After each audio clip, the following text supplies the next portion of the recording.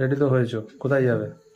আজকে আবার যাচ্ছি দিদিদের বাড়িতে সবাই মিলে। মানে দিদি তো অসুস্থ, তার উপরে আমরা গিয়ে বারবার হামলা করছি, কিছু করার নেই।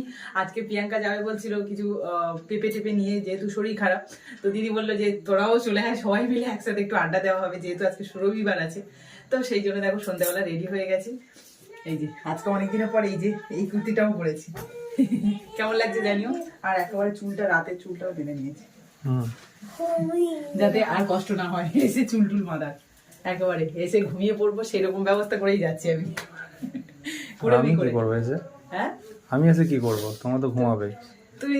তুমিও ঘুমিয়ে যেতে পারো, কারণ সকালবেলা উঠে যদি তুমি কাজ করতে পারো অবশ্যই ঘুমাতে আমি পারো। সকালটা উঠতে পারি না, সেটা তাহলে তো তোমার ফালতু। সেটা ফল। ওই কথা বলে তো আমার লাভ নেই, আমার ফল না। আমি যখন কাজ করতে পারি সেই টাইমটা যদি আটকে সেটা যাই, তোমাকে কিছু করার নেই। সবাই এসে ঘুমাবে, আমি কাজ করবো এসে। দেখি বাবা, দেখি একটু,